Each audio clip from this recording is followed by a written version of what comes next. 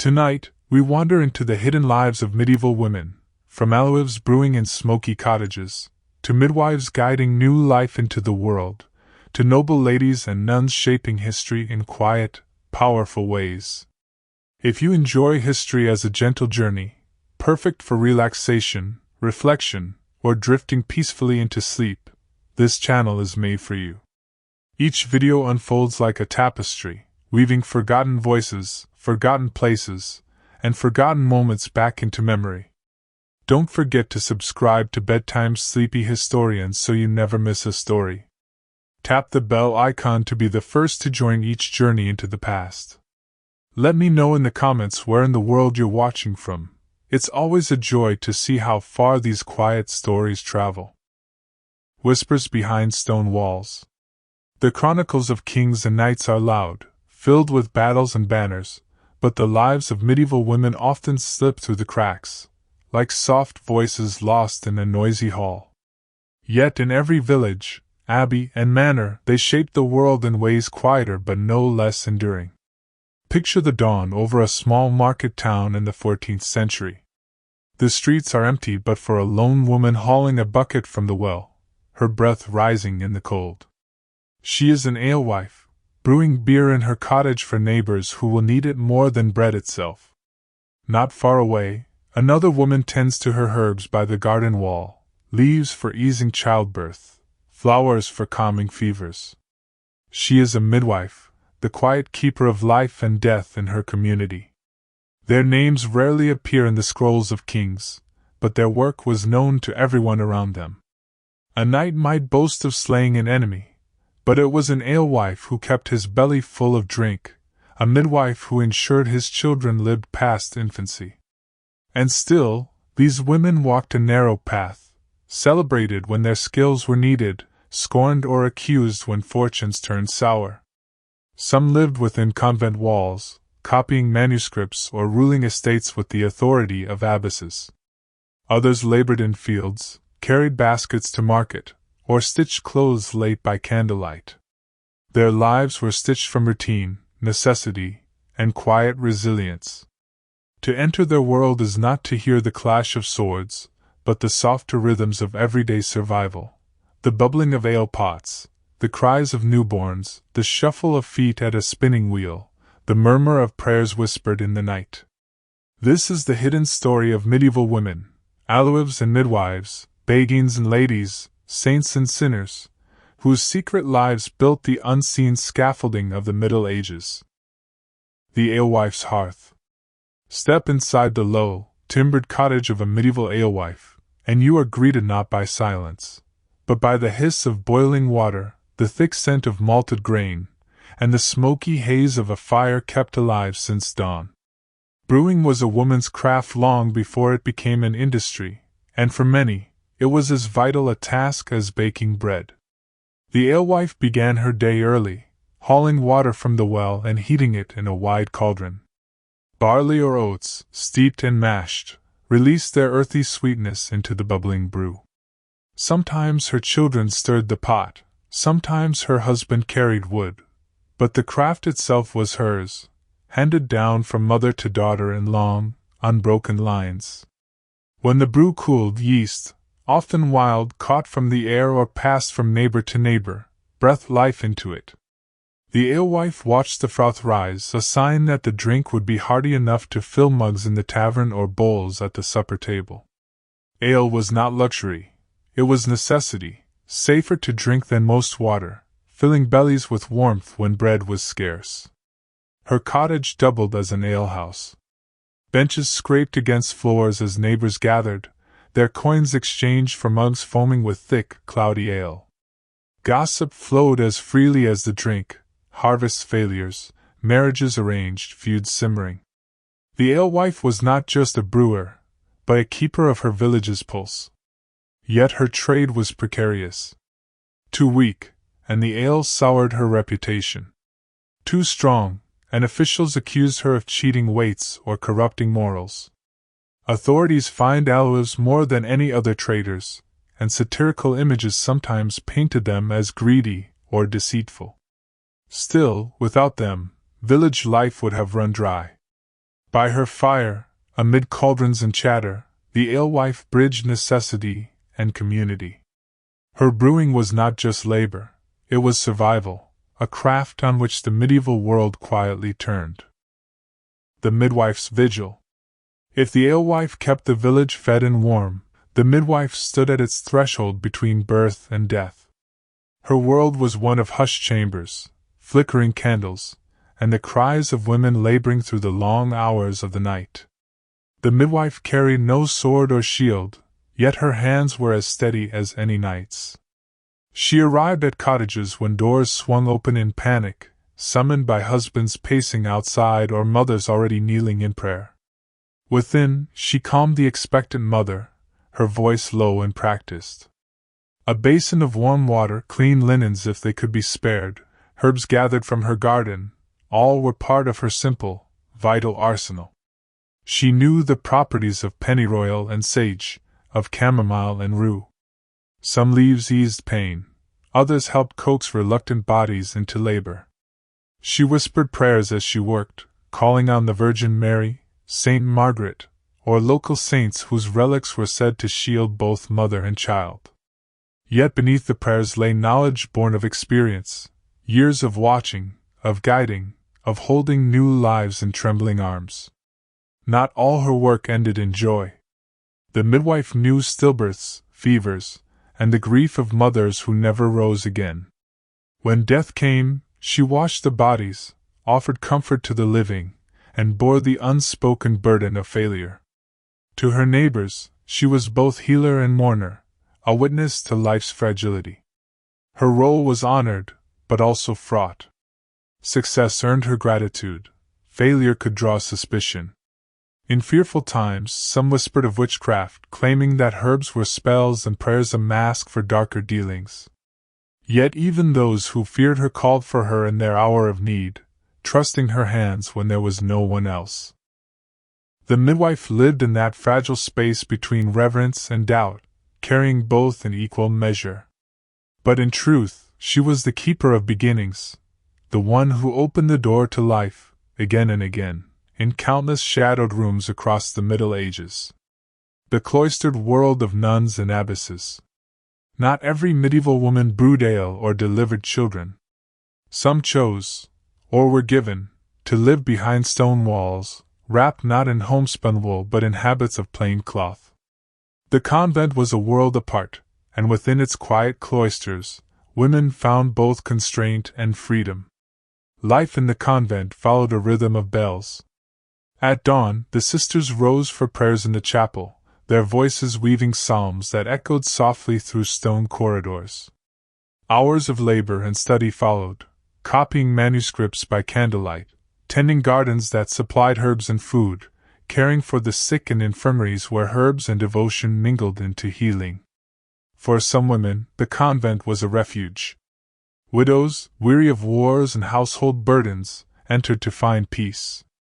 Younger daughters of noble families, who might not inherit land or wealth, were placed there to secure their futures. And yet cloistered life was not always passive. Abbesses, women of authority, managed estates larger than many barons, collecting rents, overseeing tenants, and even negotiating with kings. Within these walls, women could wield pens as well as prayers.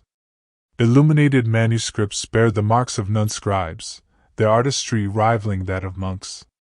Some composed hymns and visions, weaving theology with poetry. Saints like Hildegard of Bingen became not just spiritual guides but voices of authority, consulted by bishops and emperors alike. But convent life also carried its shadows. Discipline was strict, silence was often enforced. Letters from women who longed for the world outside revealed that the cloister could feel like a prison. Rumors sometimes painted nuns as secretive or scandalous, their seclusion fueling tales as much as devotion. Yet in truth, these women carved out a rare kind of space. Behind their walls, they shaped learning, governed lands, and preserved knowledge through centuries when war and famine threatened to erase it. Their voices, though softened by stone and prayer, still echo faintly through the manuscripts and music they left behind. women of the market. While bells tolled in convents and fires smoked in cottages, another world pulsed with noise and color, the market square. Here, medieval women became traders, vendors, and artisans, their hands shaping the rhythm of local economies as surely as bells set the hours. Picture the stalls on market day, baskets of eggs, bundles of flax, piles of onions, fish laid on wooden boards with their silver scales flashing in the morning light. Women's voices called out prices above the din, their laughter mingling with the clamor of buyers. The market was a place of survival, and for many women, selling goods was the narrow thread between hunger and stability. Some women spun wool or wove cloth, their fingers working long before sunrise so that skeins and fabrics could be sold at dawn. Others sold butter, cheese, or bread from their ovens. In towns, widows often took up their husbands' trades, running butchers' stalls or blacksmith shops when no sons were old enough to inherit. Guilds frowned on such intrusions, yet many tolerated them, for without women, half the town's goods would vanish. Markets were also centers of gossip and power. Here, alliances were formed, rivalries stoked. A shrewd woman might win loyal customers not only through fair weights but through charm, storytelling, or the simple kindness of giving an extra onion to a struggling neighbor. But like Alewives, market women lived under watchful eyes. Officials inspected measures, fined those accused of cheating, and sometimes punished women more harshly than men for the same faults. Satirical tales mocked scolding wives and dishonest hucksters, painting women as troublemakers. Yet the truth was plainer. Without them, the market square would have fallen silent. Every egg sold, every cloth measured, every coin exchanged was a quiet declaration of survival. In the square, medieval women claimed a space both public and powerful, where their labor kept the pulse of village and town alike beating steady. Ladies of the manor. Far from the bustle of markets and alehouses, some women lived in the hushed stone halls of manors and castles. These were the noble women, whose lives were bound by birth and marriage to the fortunes of land. Yet while poets and chroniclers praised their beauty and obedience, the truth was more complex. Many were managers, diplomats, and quiet wielders of authority. Picture a lady of the manor rising at dawn. Her steward brings her reports of the fields, which tenants have paid their dues, how many sheep were lost to wolves, whether the mill has ground enough grain for the coming week. Her husband may be away, riding to war, serving at court, or managing affairs elsewhere, and so she holds the keys to the manor's survival. She oversees the kitchens, ensuring the household is fed. She directs the dairymaids and laundresses, making certain stores of butter and cheese will last the winter.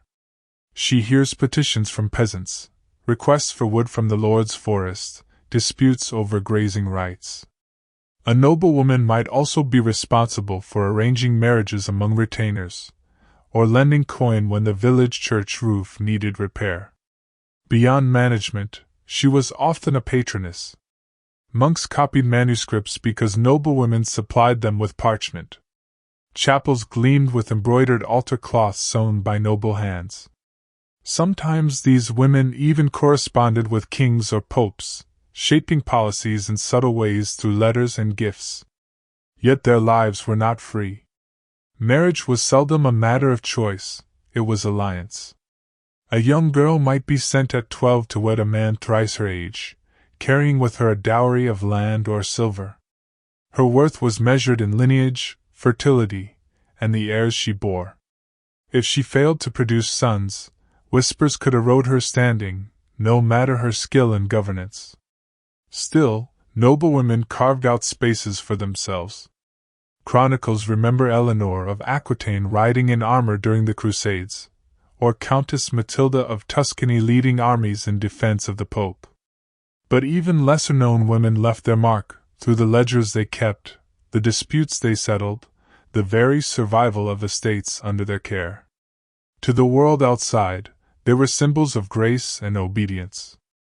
But within the manor walls, they were often the glue that held land, people, and legacy together, quiet rulers in all but name. Midwives and healers. If noblewomen managed manors and peasants sold in markets, another group of women worked in hushed rooms and shadowed corners, midwives and healers.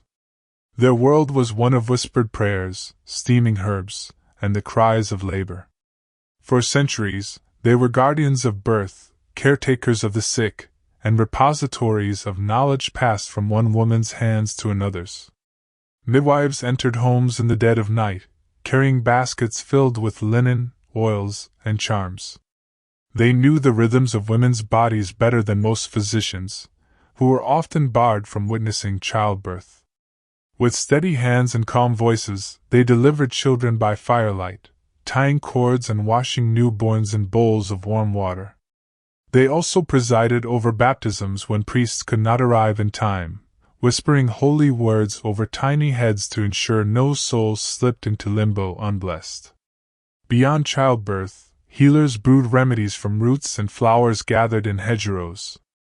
Chamomile for fevers, nettle for blood, yarrow for wounds. Each plant had its lore, often mingling practical observation with superstition. Some healers carried charms, muttering words thought to drive away spirits that sat heavy on the chest. Others relied on practical skills, setting broken bones, crafting poultices, easing coughs with honey and vinegar. Their knowledge gave them power, but also made them targets. When births went wrong, rumors spread. If crops failed, if illness swept through a village, suspicion might fall on the woman who mixed herbs in silence. Many midwives walked a thin line between respect and fear, honored in one breath, whispered about in the next. Centuries later, when witch hunts darkened Europe, countless women of this kind would be accused of consorting with demons, though most were guilty of nothing more than tending to the suffering. Yet without them, medieval communities would have faltered. Physicians were rare and costly. Hospitals belonged to monks and nuns. It was women, mothers, midwives, neighbors, who eased the passage into life and cared for the sick until the end. In their hands lay a fragile power, the first breath of a newborn, the last comfort of the dying. And though many names were never recorded, their presence lingers like the faint scent of herbs on night air, indispensable, intimate, and unspoken. Nuns and the cloistered life.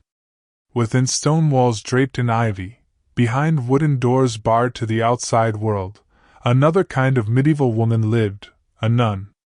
For some, the cloister was a calling, a life chosen in devotion to God.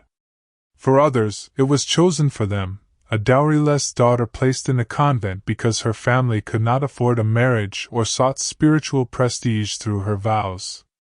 Life in the convent was marked by rhythm, the toll of bells summoning women to prayer at dawn, to chant psalms at midday, to whisper hymns before the quiet dark of night. Between prayers, nuns worked.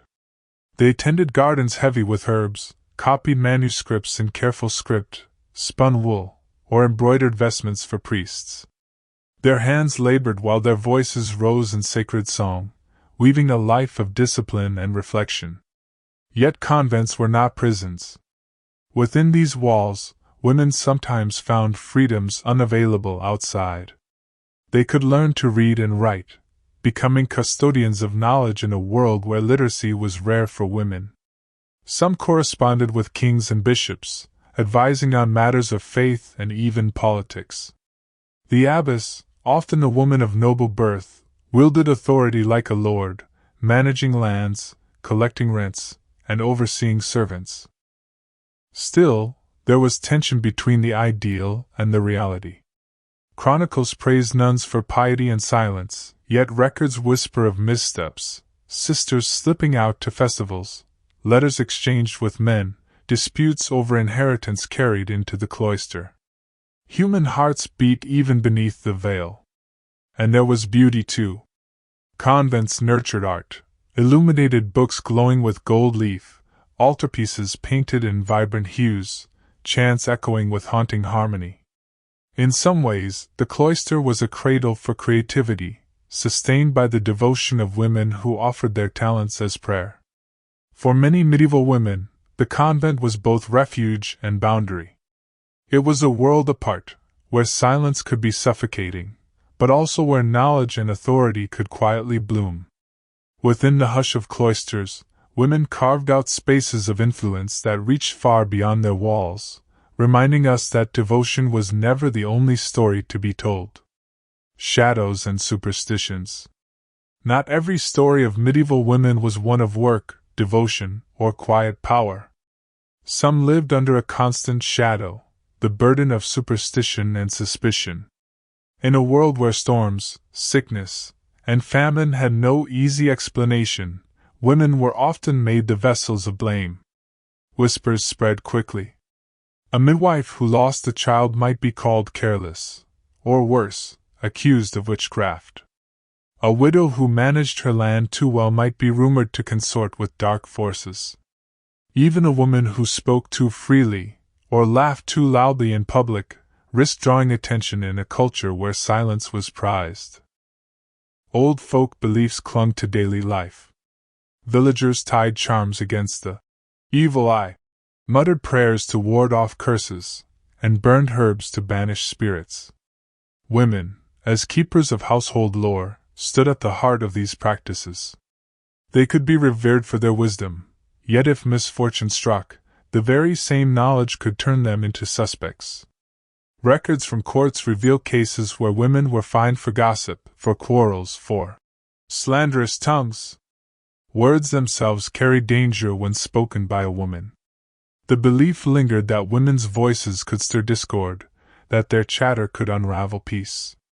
Satirical poems painted them as talkative, deceitful, untrustworthy, feeding a narrative that weighed heavily on their daily lives. But superstition was not only about fear, it was also about protection.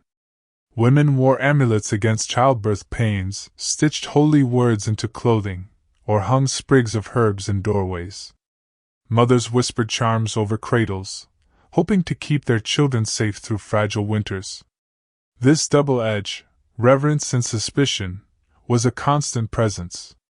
To live as a woman in the Middle Ages was to walk a narrow path, balancing between respect for the knowledge one carried and fear of how others might twist it. In shadows and in whispers, women bore both the weight of blame and the quiet strength of survival. Storytellers and keepers of memory. Though many medieval women's names were left unrecorded, their voices slipped into history in other ways, through stories, songs, and memory. In kitchens and spinning rooms, around hearths on long winter nights, women wove tales as deftly as they wove thread, carrying forward the myths, morals, and laughter that bound communities together. Some became poets in their own right. In the courts of Provence and northern France, noblewomen called troubadours composed verses of longing and wit, answering the troubadours who sang of courtly love. Their words still survive, rare and shimmering fragments that remind us women were not only muses but makers of poetry themselves. A troubadouress might mock the fickleness of men, or confess her own desires with a voice both bold and delicate. Elsewhere, women told stories not with pen but with tongue. Folk ballads often carried a woman's perspective, laments for lost lovers, lullabies for restless children, tales of betrayal or resilience. These songs moved through generations like living rivers, reshaped each time they were sung, yet always carrying traces of the women who first gave them voice. Even in households where literacy was rare, women were keepers of genealogies and prayers, whispering names of ancestors, teaching children the words of blessings, or reciting saints' lives to guide moral lessons. Their memory stitched the past to the present. Manuscripts also hold quiet traces of women's influence. Marginal notes in elegant hands reveal nuns who copied, glossed, and sometimes argued with texts. Illuminations in convent books glow with details suggesting a woman's imagination at work, delicate flowers, playful creatures, touches of tenderness amid holy scenes. Though official chronicles were often written by men, the oral world of memory and song belonged largely to women. Their voices, though seldom recorded with ink, shaped the rhythm of daily life. In their words lived comfort, warning, laughter, and longing. They were, in many ways, the invisible archivists of the medieval world. Women and the bonds of love. Love in the Middle Ages was rarely simple. For many women, marriage was not a matter of affection but of alliance, arranged by fathers, sealed with dowries, and governed by contracts more than by hearts. Yet within those bindings, women still sought tenderness, weaving moments of joy and intimacy into the rigid frameworks of duty. At the village level, courtship often began at festivals. Young men and women danced in circles, sang together, or played games that carried the thrill of touch. A girl might be courted with gifts of ribbons, apples, or a song. Folk traditions marked the seasons with rituals of pairing, springtime especially bursting with customs that mingled fertility, laughter, and the whisper of promises. In noble households, love was more delicate, for marriage meant politics. Yet even there, desire slipped through. Letters exchanged between husbands and wives on distant journeys showed tenderness, prayers for safety, longing for reunion. And sometimes, romance appeared outside the strict bounds of marriage, in the realm of courtly love. Courtly love was both a literary invention and a lived practice. A lady might inspire a knight's devotion, his poems praising her fairness, his deeds dedicated to her honor. For the woman, such admiration could be flattering, dangerous, or both. To encourage it risked scandal, to reject it might wound pride. Yet in this space of metaphor and song, women's voices sometimes rang loudest, answering knights with wit, setting boundaries, or even demanding fidelity. For married women, love was entwined with duty, bearing children, maintaining households, smoothing tensions between families. But tenderness was not absent. Chronicles note couples who walked together in gardens, who prayed side by side, who mourned deeply at each other's passing. Love, for medieval women, was often negotiation, between heart and family, between desire and reputation, between silence and song. And though their choices were limited, their hearts still beat with the same longings we recognize today: the wish to be cherished, the ache of absence, the quiet joy of belonging. Women of the church and the town. If the manor and the marketplace revealed women's influence in fields and trade, the church and town offered subtler arenas of work and power. Though barred from priesthood, women carved out spaces of service, learning, and even quiet authority within sacred and civic life. In towns, widows often became businesswomen. Freed from the control of husbands, they ran workshops, breweries, and inns, hiring apprentices or employing children to carry on the craft. Some guilds even recognized widows as legitimate masters, allowing them to keep their stalls until remarriage. These women were woven into the very fabric of urban survival, keeping commerce alive when others faltered. Within the church, women's work extended beyond cloisters. Wealthy noblewomen often became patrons of abbeys and cathedrals, donating land or silver. Their gifts ensured prayers for their families' souls, but also left physical marks: chapels built in their names, stained glass windows glowing with their likenesses, their legacies shining in colored light centuries later. Some women even entered the written record as mystics and visionaries. Hildegard of Bingen, for example, penned works of theology, music, and natural science, her visions carrying authority far beyond her convent walls. Others, like Julian of Norwich, wrote meditations that still echo with tenderness and depth. These writings remind us that women were not silent passengers in medieval spirituality. They were interpreters, singers, and prophets. Townswomen, too, found roles in parish life. They organized religious festivals, sewed vestments, and formed confraternities, lay groups devoted to prayer and charity. Their work lit candles on altars, carried bread to the poor, and stitched holiness into the very garments priests wore. Though their voices were often filtered through male authority, women's presence was indispensable. They filled pews, funded chapels, kept accounts, and whispered prayers that held communities together. In marketplaces and monasteries, in workshops and choirs, their work shimmered quietly, binding the sacred and the civic into one seamless whole. Hardships and fragility. To walk through life as a medieval woman was to walk under the weight of fragility. Every stage of existence carried dangers: birth, marriage, motherhood, and even old age. Theirs was a world where survival was never promised, and endurance itself was a quiet triumph. Childbirth loomed as the most perilous threshold. Without modern medicine, complications were common, and death in labor was a shadow every woman knew.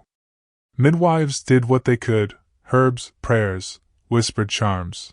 But the moment of bringing forth life could just as easily bring death.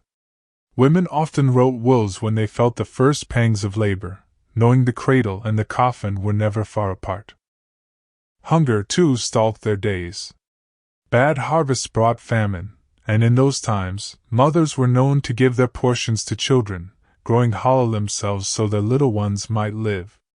Some begged in the streets, others sold what little they had, but always the burden of keeping households alive fell heavily upon women's shoulders. Disease was relentless. Plagues swept through villages, leaving fields untended and cradles empty.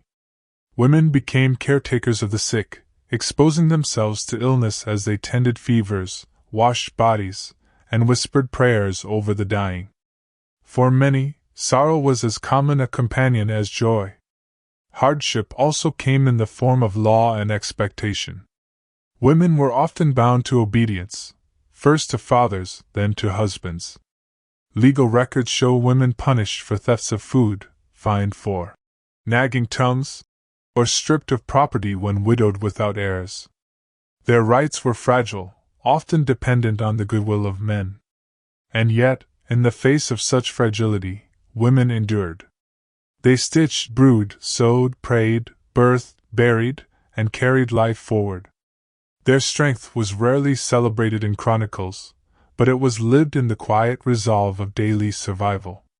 To be a medieval woman was not only to suffer hardship, but to shape life from within it, turning fragility into resilience, and sorrow into the stubborn continuation of community.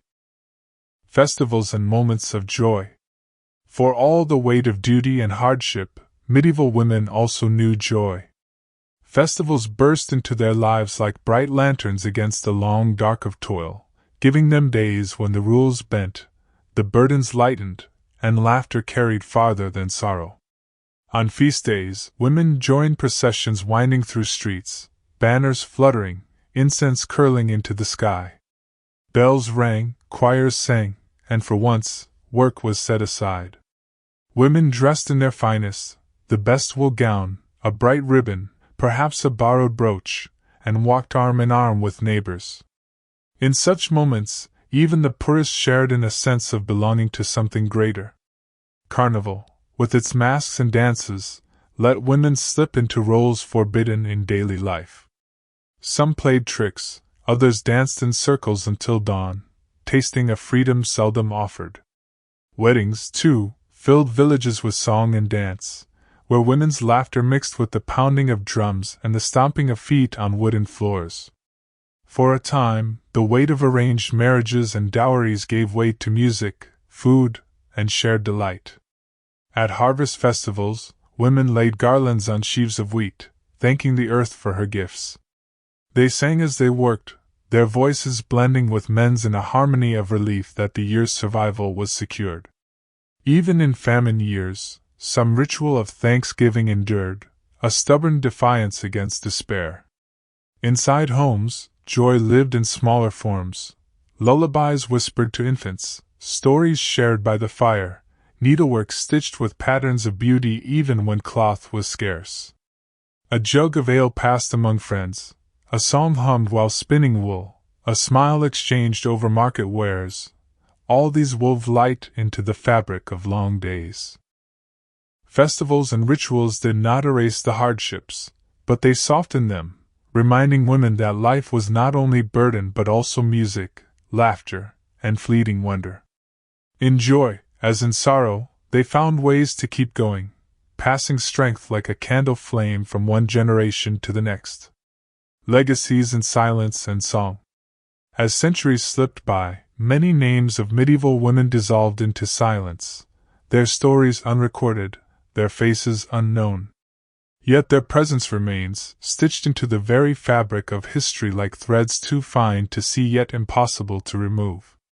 They were Alewives who poured strength into weary hands, midwives who cradled life's first breath, and market women whose cries filled the squares with commerce. There were noble ladies who held estates together in their husbands' absence, nuns who copied texts that would outlive empires, widows who kept workshops alive. They were healers who knew the secrets of herbs, storytellers who carried memory through song, mothers who fed their children even when their own bowls were empty. Though chroniclers praised kings and knights, it was women's labor that sustained the rhythms of village and manor, convent and court. Their hands churned butter, drew water, stitched wounds, wrote prayers, stirred pots, signed letters, struck bargains. They bore the fragility of life with a resilience seldom celebrated, but always essential. In festivals they danced. In sorrows, they wept and endured. In shadows, they risked whispers of superstition. And in love, they sought tenderness even where duty reigned. Every act, from the smallest to the grandest, was part of a tapestry that wove survival into beauty. Today, we remember them not as nameless figures in the margins, but as the heartbeat of their age.